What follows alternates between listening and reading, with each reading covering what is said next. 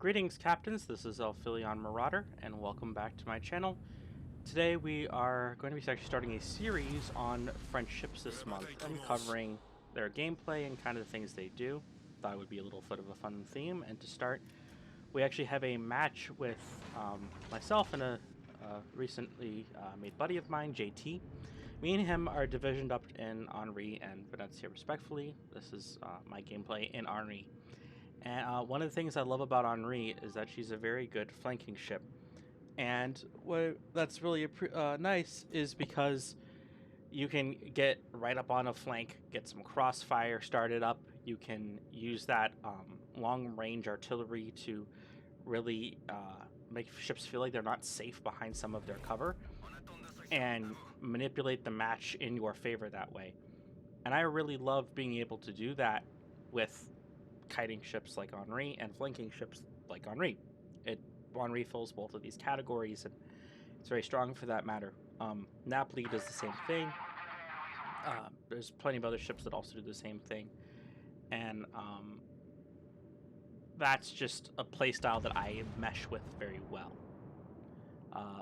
There will be, just a heads up for everyone here, I was having a little bit of a keyboard and mouse issues throughout this match. So if you see some erratic mouse movements or some erratic keyboard movements or what have you, I do apologize for that.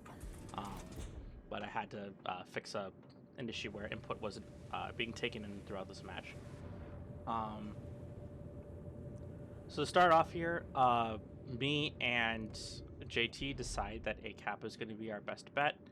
There's a lot of battleship play that's going to be end up happening on the seaside because that's where all the battleships are wandering off to. Minnesota, Mecklenburg, Musashi, and Alsace. So with kind of view the way that everyone's spawning in, we decided the best place to be is to support the GK and the Holland at A and take that up the DPM on that flank and do that job. And as you'll notice here with where everyone's spawning in, there's two Fletchers at sea that are eventually going to cancel each other out.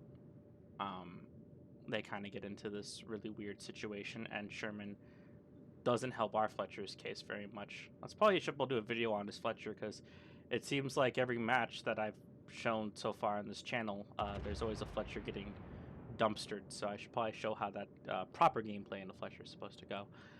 But get into the situation where they trade out early in the match. Our Holland picks up the cap at A, and Hayate is going to pick up the cap at B. And why this is very important is because we want to get that point gain early in the match, and we've already lost a DD on each side, so it cancels out who's in the lead so far. But we grab A first with our Holland, and our Hayate will pick up B. So now at this point, it's about target selection, and there's a couple targets that we're able to focus on here. Based on range, I could fire at the Montana, or I could push in a little bit more and fire at the Iowa. But I don't want to commit too early to a flank if I'm a kiter, because if I push too far up, I can't pull back out. And that means that I'll be giving up my positioning, and that's a misplay.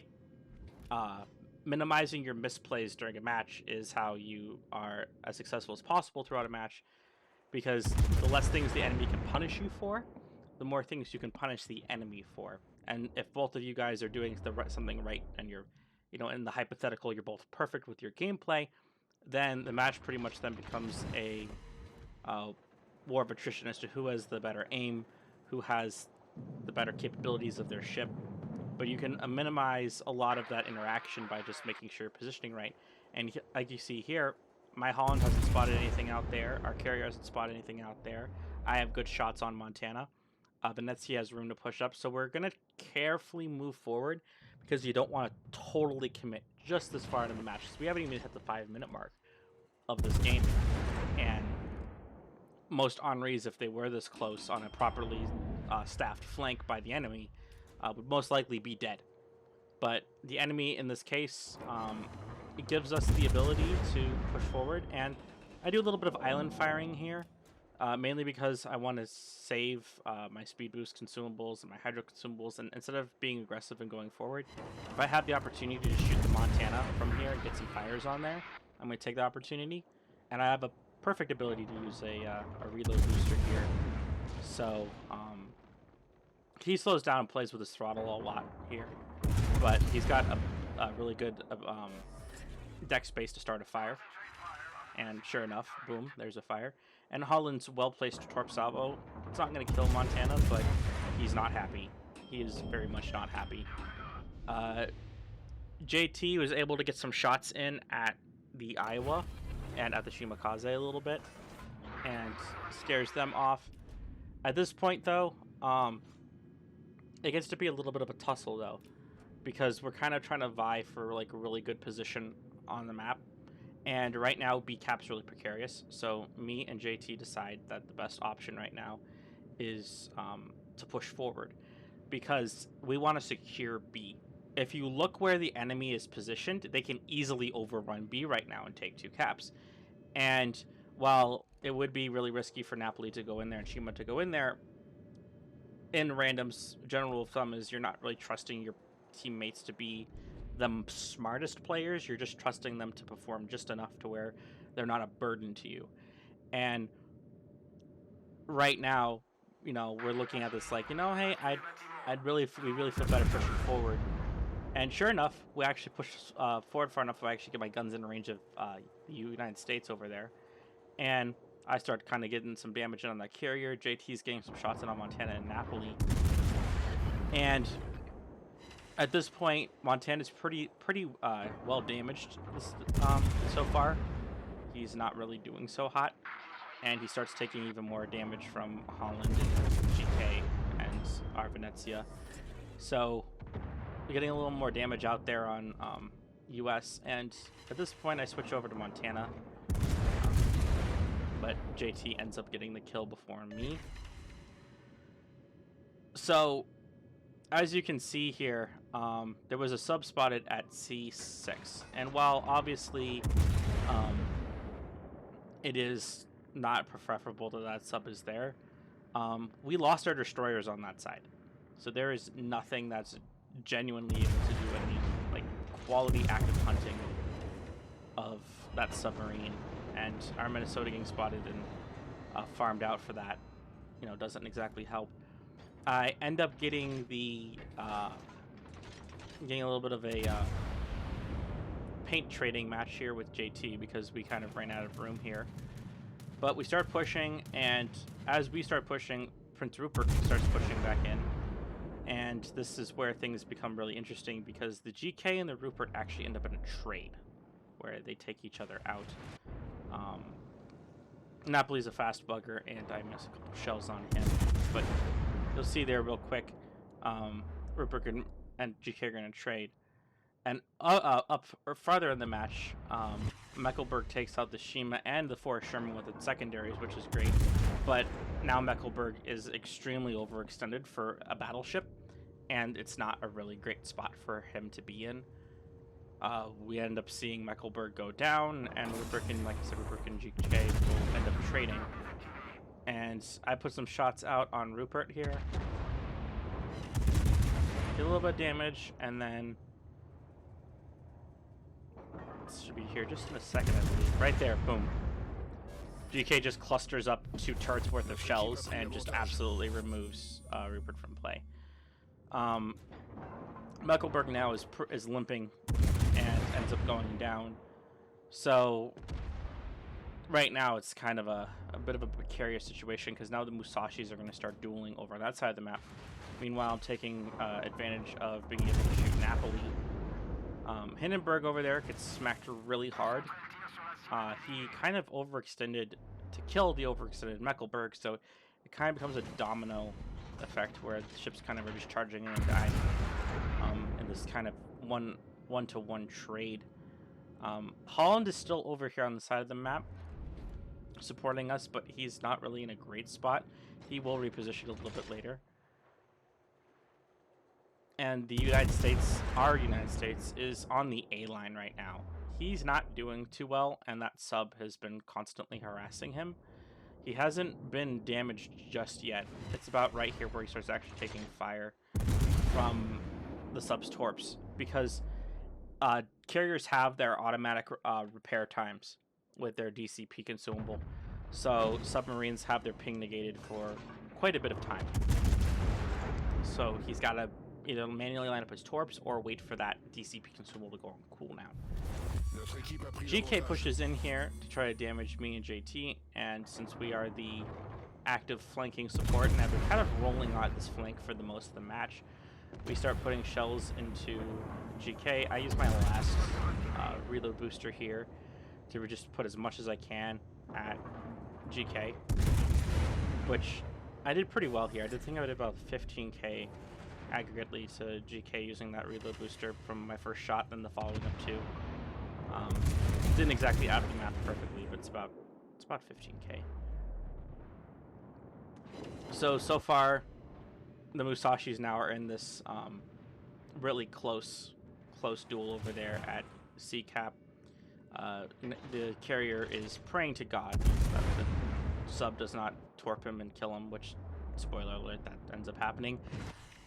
So it becomes a really weird match because now me and Venezia have to tank a GK, and I'm not too keen on pushing a GK in this situation because of where Napoli is positioned. Napoli can just kite us out as well, and GK's guns are pretty strong. They don't necessarily do like a lot of damage to me in the same way that an 18-inch equipped battleship would, but they still hurt pretty hard, and there's still secondaries on GK that are able to, you know, set random fires and whatnot, so I do want to keep my distance from the ship. Holland, though, comes in with some beautiful torps and chunks a big part of GK. The carrier has run off to the corner, the enemy carrier at J10. So at this point, we're just trying to, you know, put that GK down. JT ends up getting the kill, and so I've already done 103k damage. It's not bad. We're just continuing to roll the flank here. The sub now is going to finally get the kill on our carrier, which, once again, is kind of a bit of a bummer. But we end up taking out their carrier soon after that, so it doesn't become a problem too long that we don't have a carrier and that they do. Imbalance of carriers, where one team has one and the team doesn't, is such a massive impact on your battle, because when you don't have a carrier, the enemy can get all that free spotting when they're flying around and is able to do all of that damage that you just don't get to have supplemented, right? So you're getting hit, you're getting attacked, and no one else is really able to do the same thing back to the enemy. I end up cleaning up Napoli with some stray shells, and I put some more guns in on the enemy carrier, hopefully to get him killed as fast as possible, because I want to fix that imbalance between our teams. Me and JT are kind of in a kill steal competition as to who's going to get that ship. I end up bagging him with some nice little shiny achievements with it as well. US has his last squadron up, so just whatever little damage our AA is going to do is going to happen, and that's that. We somehow skeet the whole squadron down, which is interesting.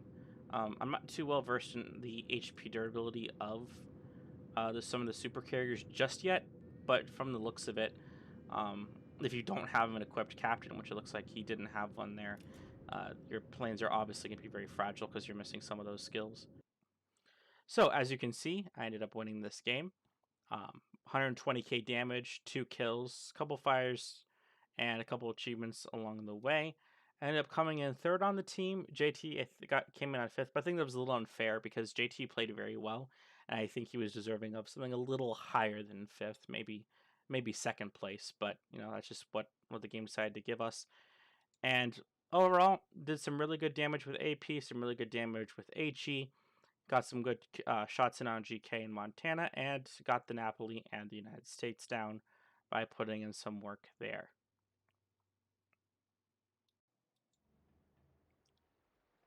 Alright, so for how I would build Henri, I start out with Jean-Jacques Henri for the captain, because I like the improved grease the gears and improved adrenaline rush skill. The order in which I would take skills for Henri would be grease the gears, priority target, adrenaline rush, concealment expert, heavy HE shells, demolition expert, gun feeder, and then incoming fire alert. To finish out this build, I plan on taking Superintendent for the extra heal, the extra speed boost, and the extra um, gun reload booster. And then I would end up taking Last Stand because Henri likes to be maneuverable, and if you lose your ability to turn and maneuver, it really does hurt your ability to play this ship. For upgrade modules, I take Main Armament Mod 1, Damakin 1, Aiming System Mod 1, Propulsion, Concealment Expert, and Gunfire Control System Mod 2 for the extra range. I value on my Henri taking Hydro over Defensive Fire for the consumables. While Henri does like to sit in the back and while carriers may target you, I'd rather have the Hydro because it's overall a better consumable to use in this case. If I'm in a position to where I'm getting pushed by an enemy ship and I want to maybe counter push and spot them in a smoke screen, I can do that. If I want to charge a cap towards the end of the match, I can do that. Defensive fire is only good if there is a enemy carrier in the match with me. And with that, that's all I've got on Henri. Thank you guys for watching. I hope you enjoyed. Please make sure to like and subscribe and hit the bell icon to see my next video. Until then, Captains, take care.